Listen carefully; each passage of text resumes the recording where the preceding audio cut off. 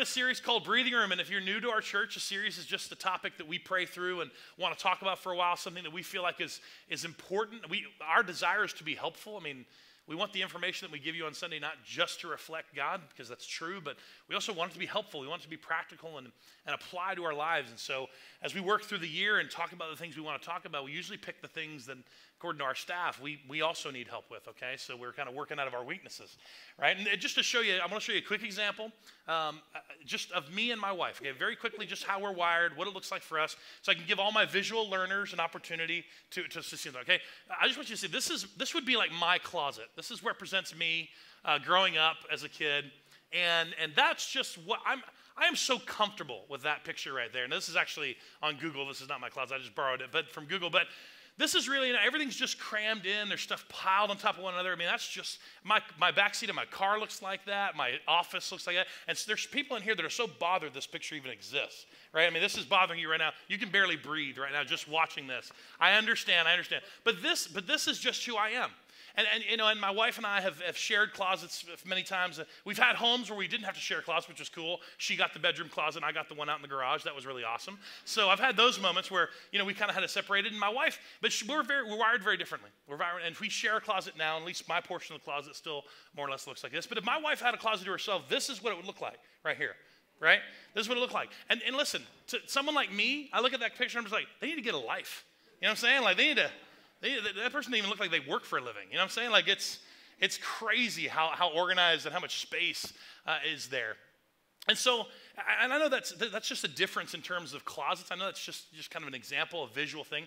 But here's what I want you to see. The reason we're talking about Breathing Room is because, and listen, I don't care about your closets. Let me just say that. If you guys leave this sermon and go clean your closet at home, you will have missed everything I'm getting ready to say, all right? So get that out of your mind. What I want you to see is just this. That when it comes to our life, when it comes to the approach of our life, this is not okay. All right, this is not okay. To cram everything in, to not have any margin whatsoever, to just pile things on top of one another, pushing ourselves to the limit constantly, that's not okay. This is not okay to do, with your time and your schedule where you're running all over the place. You got your kids are in 8 different things. You'd have no time. You haven't sit across from a table with your family in forever. Okay? It's not okay to do financially. It's not okay to be constantly stressed and in debt and constantly to push to the end of the month. There's always more month than there is money. It's just not okay. We know it's not okay. We feel the claustrophobic nature of this. We feel the tight to the hilt feeling in our life. It's not okay for relationships to be like this. Where family members don't even really know each other anymore. They've just kind of been spread so thin that there's not even any joy. Like they're fighting so hard for a life that they're not even enjoying anymore. This is not okay. And this little phrase that we want you to remember is a picture of this right here when it comes to your life, is that life really is better with room to breathe. Okay, that's what's true. Life really, we're going to say it all together. Just say it with me. Ready? Life is better when there's room to breathe. Just say it one more time with me. Life is better when there's room to breathe. That's why I'm teaching a yoga class. It's just like, life is better. And I don't know if you have a moment that you can point back to. Like I remember for me, I was several years ago, went to Cancun with some friends and my wife. And man, it was the first time I had ever gone on vacation with an all-inclusive. You know what I'm talking about, where everything's taken care of. And it was a big retreat and at 7 restaurants in this one area that we were in. So, I didn't have to pick up a phone. I didn't have my phone with me because it was in Mexico, so it didn't work. But, I didn't have to worry about a clock, and I didn't have to pull out my wallet. And I don't know about you, but for me, that was the picture of Breathing Room. That was the picture of unplugging from my life. Like I could point back and go, yes, life is so much better right there with Breathing Room. I don't know what example you have for that, maybe pointing back to where you've actually had that kind of margin and space. But I want you to just think about this, that life really is better. It's not just, we're going to see it's not just an issue of faith. It's not just that God has something to say about it, because he does, but life is just better. Life is better when we're not constantly cramming things in with this idea of breathing room. And listen, breathing room, it's funny to look at the pictures, right? And just use examples of cluttered chaos versus organization. But it's not any fun. It's really not funny. When you know someone, or you have someone you love, or it's you personally walking through your life and you're so spread out, so thin, that something comes along and just breaks you. That something comes along and just derails your life because you just have no control over it. It's no fun to watch, families and, come together, and I see them at soccer games and baseball games, and dad's on the phone and mom's not paying attention, and we're rushing to do all these things, but no one's really enjoying anything. It's no fun when you're financially so strapped, when couples are so tight that there's one unexpected bill, one unexpected thing, a job loss, can just deteriorate everything. The relationships especially, because relationships just suffer.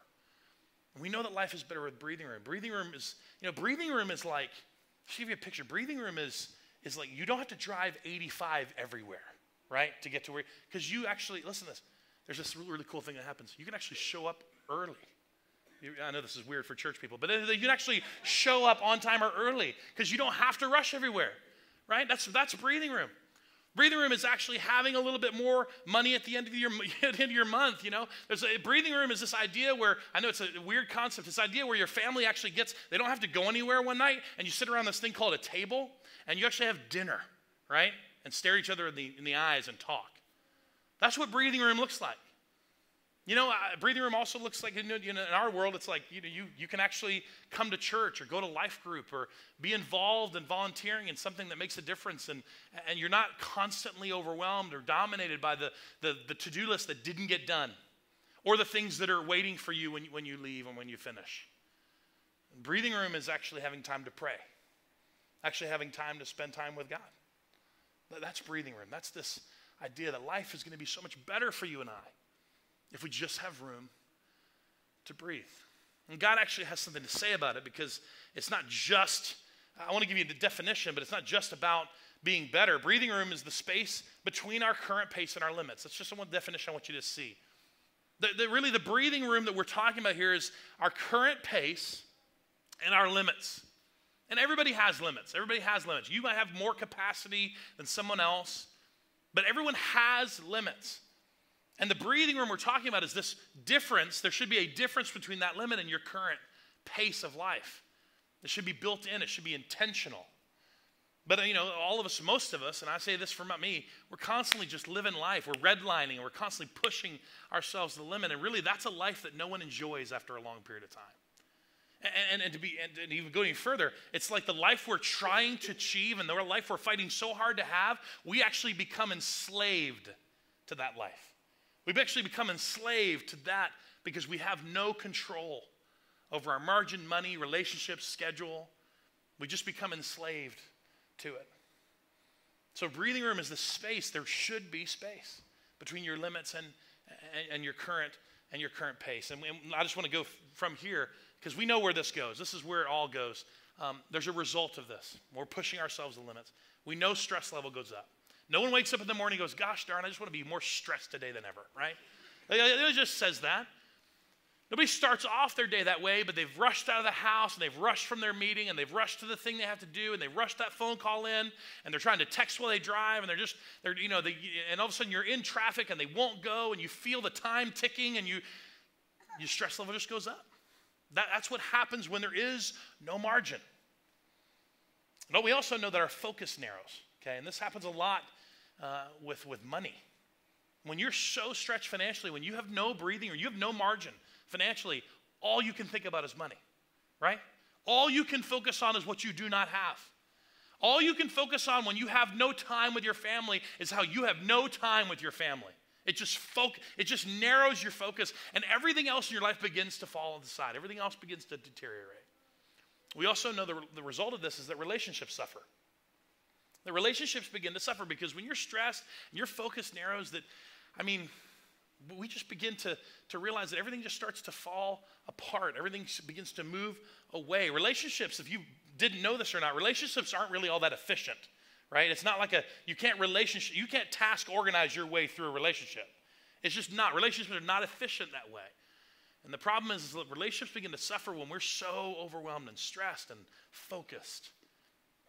We're so focused on this that we're not being a good husband. We're not being a good wife.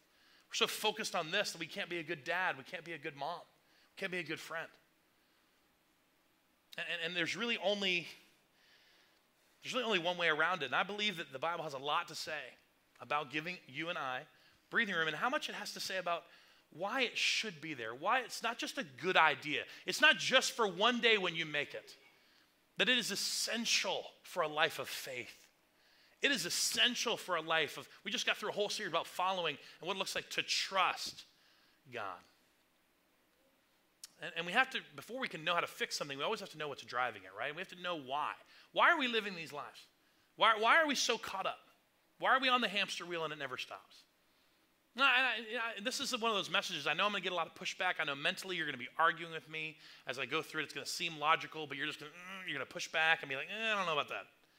Because I think sometimes people think, well, it's just my industry. It's just the company it's just the way it is for me and my work. Like, that's just the way it is. I really don't have any choice. That's the way it is. And I know there's some industries that really kind of enforce this more than ever. That's probably some elements to it, but I don't think it's the major thing. I think sometimes people say, well, look, this is a stage of life. This is just because my kids are at this certain age. I know they're 12 and it's only been 11 years. That's how long the season's been. But it's just, it's like, I know it's just a season, right? It's just a season of my life. And there's elements to truth to that. I think sometimes people are just honest and say, look, I'm just not disciplined. I lack self-discipline. That's, I don't have it. And I would look at you and say, that's fine. I'm not that great of a time manager. I understand. There's parts of it that I think are there. But let me just paint you a picture of what I believe is the deepest underlying root of why we live these kinds of lives, with marginless lives with no room to breathe. And it's fear. Fear is really the answer. Now, fear, you would look at it and say, well, I don't know about fear because that doesn't make any sense. But fear is not just in terms of being afraid of something, in terms of, negative, like, afraid of the dark, or Halloween, somebody jumps off a porch and freaks everybody out. I don't know if you had any of those in your neighborhood, but, so that's not the fear necessarily I'm talking about. I'm talking about when someone looks at you and says, why are your kids in gymnastics, art, basketball, and softball all at the same time? Well, like, why do you have to do that? And you may come up with a bunch of excuses, but somewhere along the lines, you might actually say these words, I'm just afraid that, or I'm just concerned that, or I'm just worried that maybe if they don't, that. Fear is a big underlying part. Let's give you a few examples. We have fear of missing out, right? Fear of not being in the middle of things. Fear of our kids missing out. We want them to maximize their potential. We want them to have all that they had that I didn't get to have as a kid. So we want them to have everything, and we run them everywhere. And we figure that if we don't do it, they're gonna miss out. We feel we are gonna miss out. Sometimes you're single or single again, and you've never had more time in your life, right? You never had more opportunity for breathing room, but you're at everything, and you say yes to everything, and you're maxing yourself out as well. Because you feel like, well, if you don't do it, if you don't put yourself out there, if you're not involved, like you're not going to meet him, or you're not going to meet her, or you're not going to have the opportunity for friendships. You're going to miss out. Your friend's going to find another friend. The fear of missing out drives us.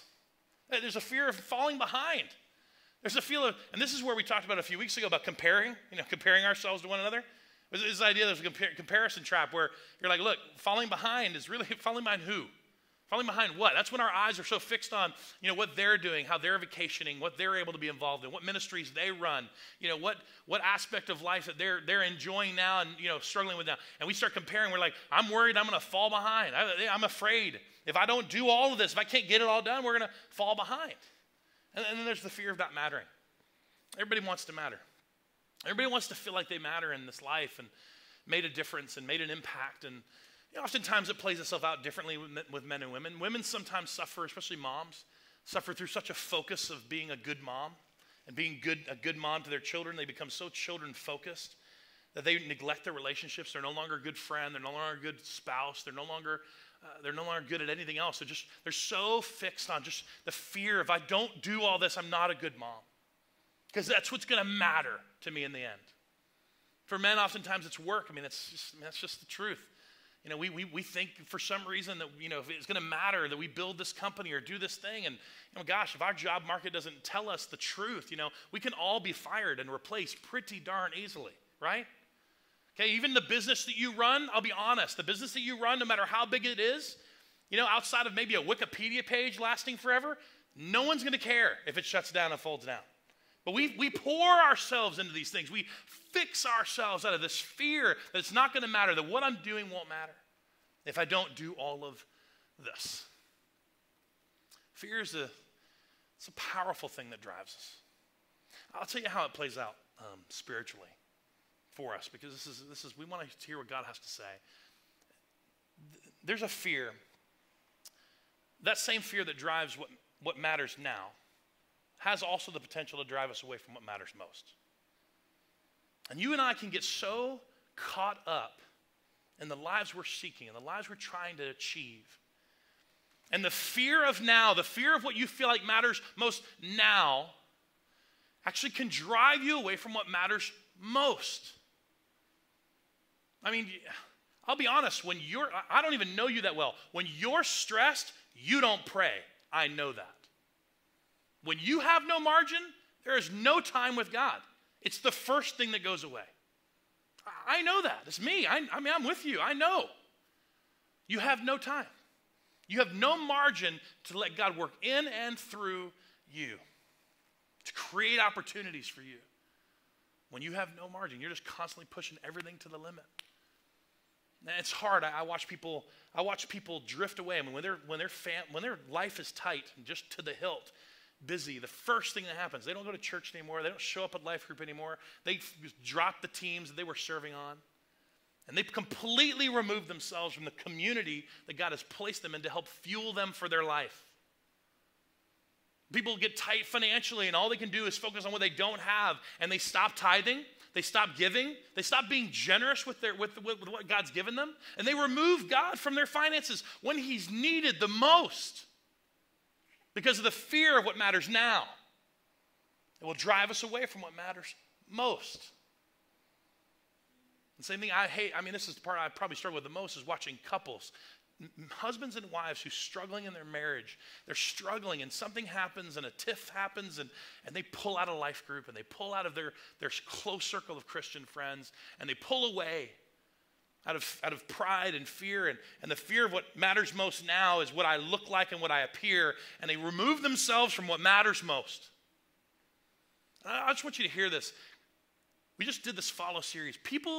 Christians are failing and falling out left and right of the faith. And it's not because of sin. And it's not because of our worldly culture. Those have always existed and will always exist. A lot of it's happening because they have no margin. And when life gets tough and when you start pushing yourself to the limit, the very first thing that goes out is God. Now, you wouldn't say that because you'd be afraid He's listening. Okay? You wouldn't say it out loud, but it's true. I know it's true. The very first thing that gets sidelined is your relationship with Him and the things that He's provided for you to be involved in. And listen, you and I are accountable for every time we make that decision. Every moment that we choose something else other than Him. Listen, parents, every time you choose something else and you model for your children that church isn't that important, that prayer isn't that important, that going to your youth thing is not that important, you model for your kids that it's not that big a deal because life is busy.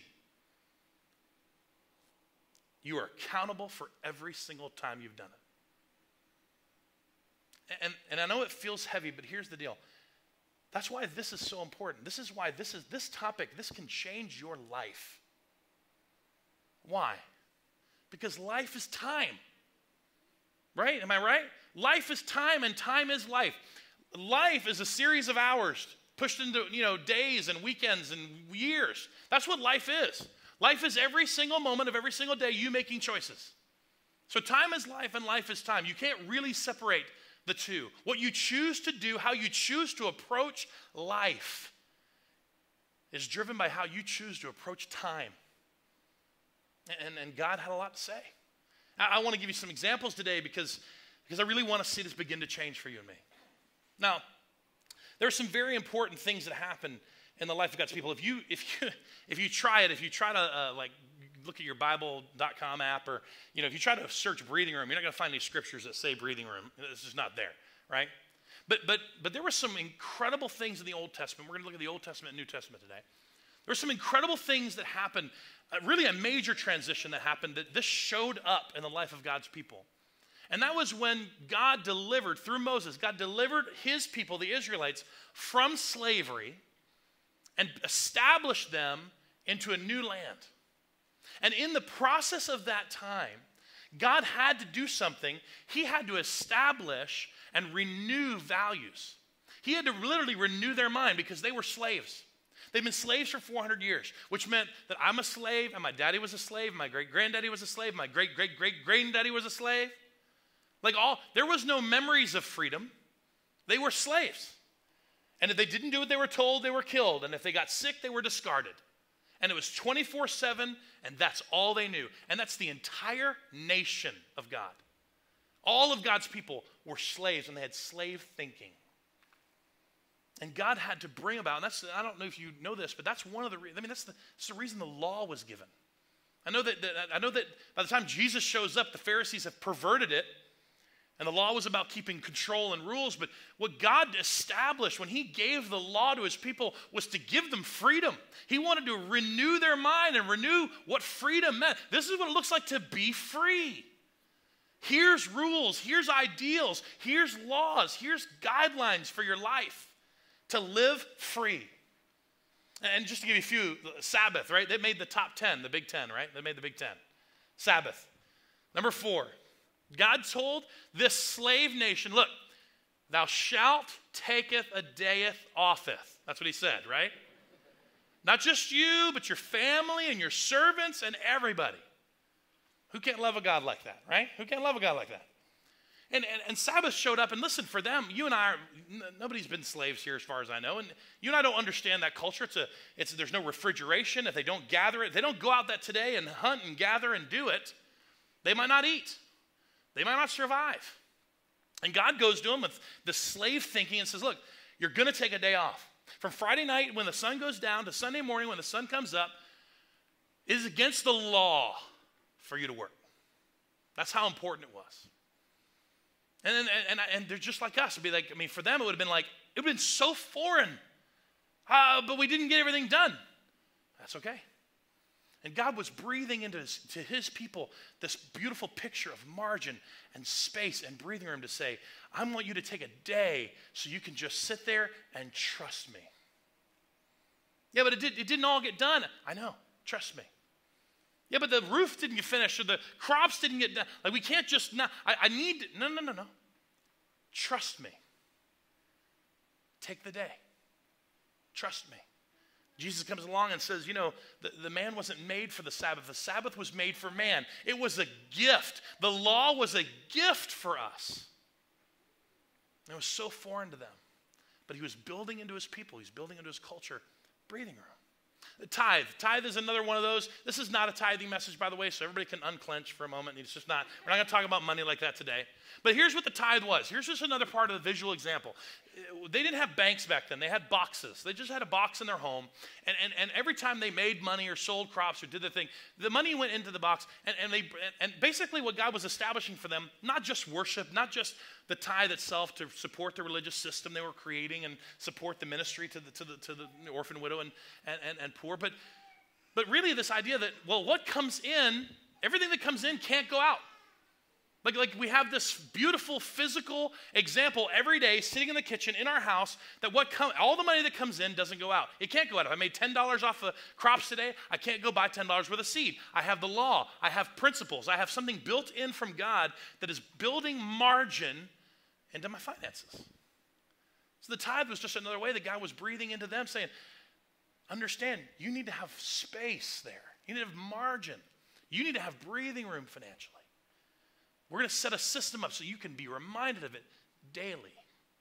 And this one is called the law of gleaning, and this is not that popular. It doesn't get taught that much, and I love it. The first time I heard it, it just blew my mind. It was one of those just aha moments for me. But the law of gleaning came, and I'll use some Old Testament scriptures to show you what it means. It says, when you reap the harvest of your land, he's talking to his people, do not reap to the very edges of your field or gather the gleanings of your harvest. Gather the leftovers. Matter of fact, he says, do not go over your vineyard a second time or pick up the grapes that have fallen. Leave them for the poor and the foreigner. Leave that up for me. This is one of those principles that, again, for you and I, God establishes this because he's made us. He knows us. That is not in our nature. Well, God, if you want, I got to plow everything. I got to plow it all. I got to plow it all. I got to plow it twice. What do you mean don't go over it a second time? What do you mean don't pick up the stuff that falls? That's leaving it on the table. We don't do that. This is America. We don't do that, right? He knows us. We don't. No. What do you mean don't? If you want us to do, this is all we have to live on. We got to go back 3 or 4 times to make sure we get all. We just says, no. God's again, he's breathing. He's putting this on. Matter of fact, he ends it with this. I am the Lord your God. It feels weird. It feels like to change the subject, right? Feels like he's starting a new paragraph. He's not. He's saying, look, don't do it. Why? Because I am the Lord your God. I'm the Lord your God. Don't do it because I want you to trust me. You don't have to go over it 2 times. Trust me. Yeah, but I didn't. There's more to be done. No. Trust me. Trust me. As a matter of fact, in Deuteronomy, it says a little bit differently. It says, when you're in harvesting your field and you overlook a sheaf, do not go back and get it. Leave it for the foreigner, the fatherless, and the widow, so that the Lord your God may bless you in all the work of your hands. You may have even prayed this. You grew up in church and you even prayed this. Oh, Lord, just bless the work of our hands today, right? Oh, we're just working so hard. We're working our fingers to the bone. Just bless the work of our hands. And the context of this and the law of gleaning is, look, I want you to trust me. I want you to trust me. I know you're not going to go do all the things that you could do, but I want you to trust me. Remember that I'm the Lord your God. I'm going to bless the work of your hands. And just to make it easy, I put it in a form of a question, just so we could wrestle with it for a moment. God, what you're saying is that if we don't do all the work we can do, you're going to bless the work that we did do? Okay, wait, God, what you're saying is we don't do all that we can do. Like if we don't approach our time in our life, and if we can't do all the things that are available to us, you're actually saying you're going to bless what we actually did get accomplished. He says, yeah, that's right. You're not going to plow all your field. You're not going to go over it 2 or 3 times until everything's just, scraped up. No, you're going to trust me. I'm going to bless what you've already done. But you're saying if I don't go everywhere, if I don't, max myself out on my kids out and schedule, you're actually going to bless what we have done. You're actually going to bless the things we are involved in more? Yeah. Wait, so what you're saying is if I financially don't extend myself into credit, if I financially build this margin, if I honor you with my tithes and offerings, if I'm really kind of bringing you into this fold and I'm building and breathing room intentionally, you're saying that if I don't let it all go out, you're actually going to stretch what I have further? Yeah, that's what he's saying. That if I don't do all the work I can do, I'm going to bless the work that you did do. That's what he's building in to his people. A place where you and I just naturally, we fight it because it's like, but it didn't get done. It's not all finished. And type A people just freak out right now. They're like, there's boxes unchecked on my list, right? Yeah, but trust me. Trust me. And Jesus comes along and this law, everything has been just perverted and twisted to create order and keep people under thumb and to create a religious system that was no longer being exported. It was no longer being used for the widow and the foreign. It wasn't being used to give away. It wasn't being used. Jesus comes along and sees the same thing, and he sees the exact same problem, and he sees what dominates the hearts and thoughts of his people. And he addresses it a little bit differently. I'm going to jump to Matthew and let you see this. This is in Matthew 6. He looks at him and says, that's why I tell you not to worry about everyday life. Don't be afraid. Like, what he's saying is, I'm telling you, do not let fear drive your life. Whether you have enough food to drink or enough clothes to wear, isn't your life more than food?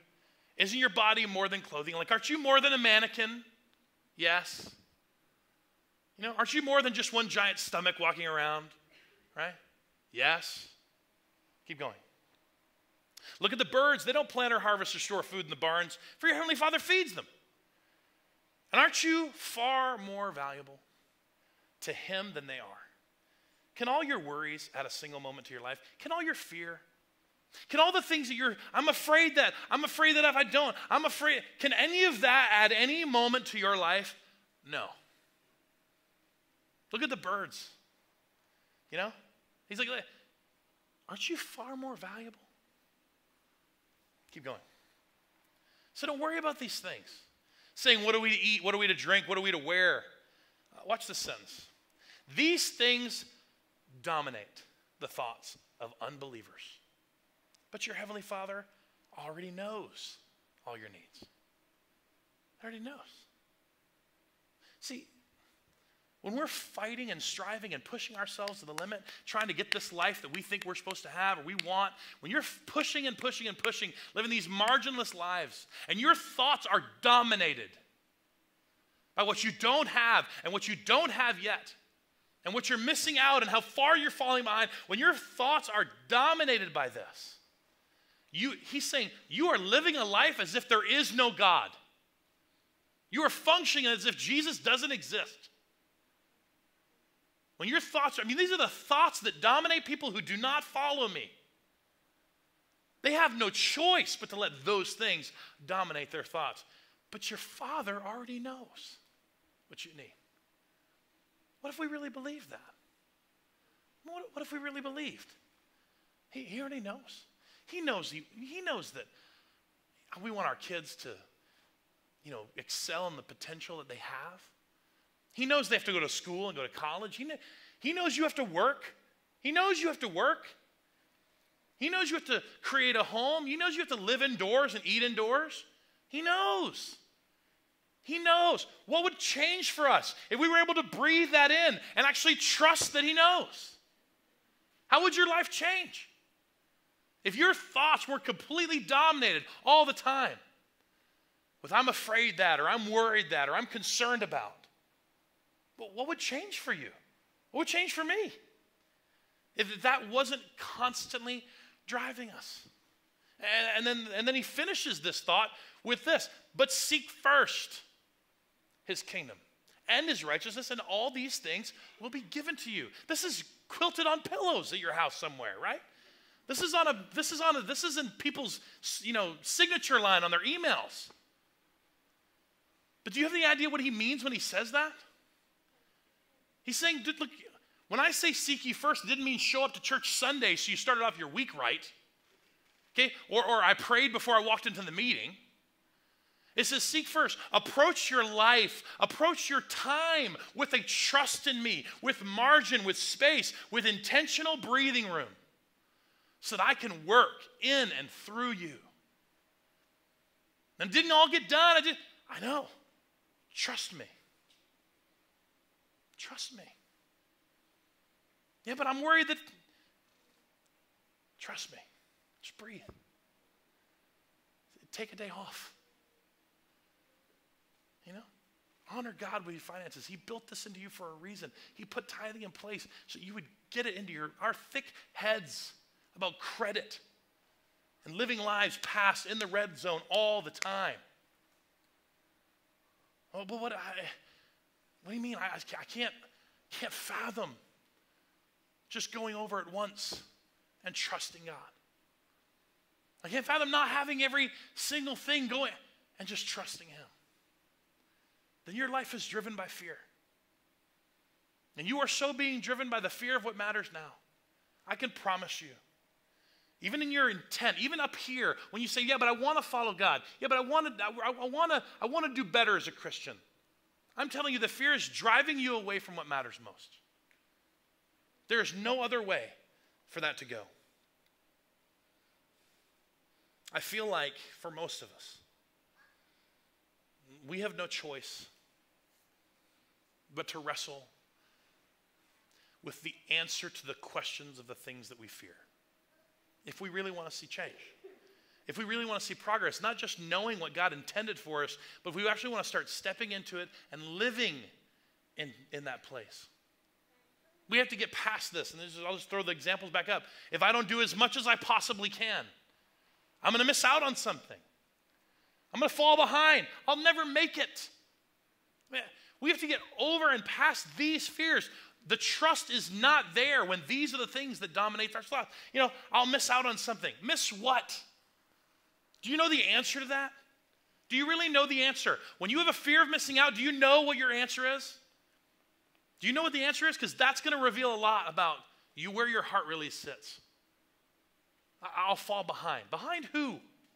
Who are you comparing yourself to? You know, God's given you everything you need to accomplish everything he wants you to do. What if you really believed that? What if you really trusted that? Well, I'm going to fall behind. I'm never going to make it. I don't even know what it is. I've been living almost 40 years. I've been trying to get ahead of it. It's not working, right? I don't know what it means to make it. These are the lies that fear brings us. And listen to this.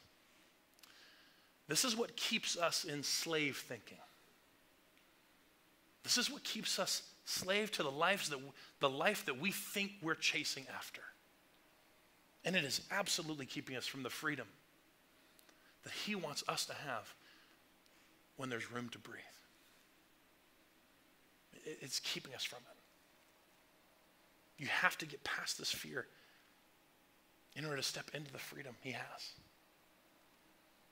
I'm telling you, if you don't know the answer to some of those questions, then you're being driven by fear and you don't even know why. Here's what we want to do today. On your way out, what we want to do is give you this card.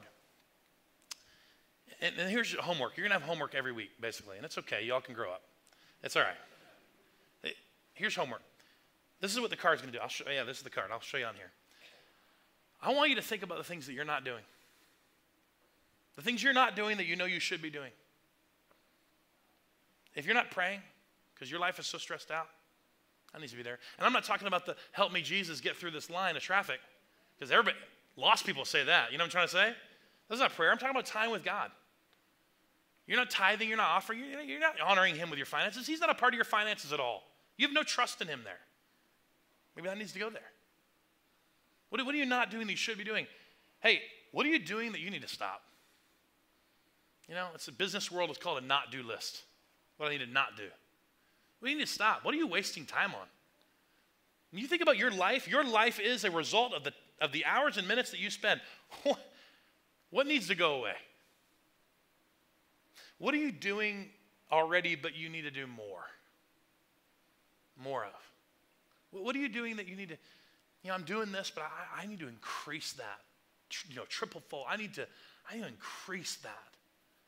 What are you doing right now that you need to do less of? I mean, you're doing it, but you need to do it less. You may need to go on the not pile. Now, I can promise you, I know almost everyone in here, church is not the thing that you write in that answer right there. Okay? I can promise you, there's nobody volunteering or giving or serving to the point or showing up to church so much that it's detrimental to your health. Okay? Nobody's doing that. It's the first thing that gets sidelined, I know. What are you doing right now that needs to go away? You just need to do less of it. Maybe it's not a bad thing, but you let it dominate you. You let it dominate your thoughts, and you do less of that. And after you spend the time, you may have to find some time to do this, okay? You may have to find some time to go sit down and be honest and write, 4 things down. Write 3 or 4 things per line. You can keep it, Shannon. It's all right. That's for you.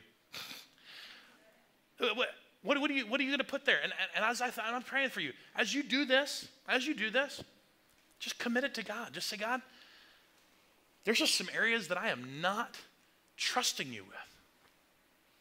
Would you help me build some intentional space to choose to not do everything that I can do, and watch you bless the things that I'm going to do. Help me get past the slave thinking.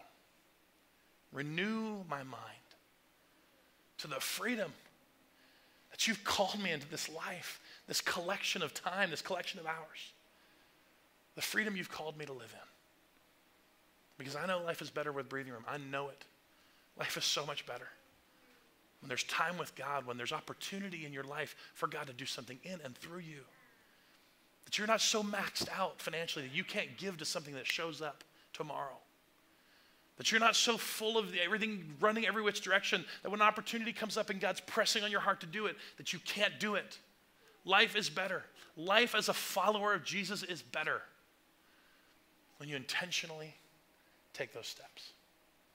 Let me just pray together this morning before I let you go. Father God, I bring all of this to you. And God, as you've just impressed on me through your word, the way it's just sat on me in terms of my life and what I personally struggle with, God. I know you've just been convicting me. I pray you would do that with us this morning. You would convict our hearts.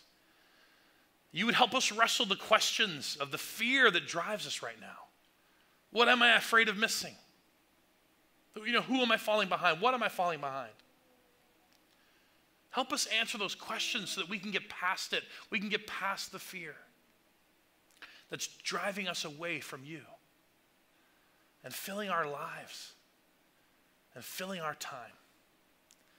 As we work on these sheets, God, these cards, just pour out conviction in our hearts and let us just be honest with you about what needs to be added and taken away and more of and less of.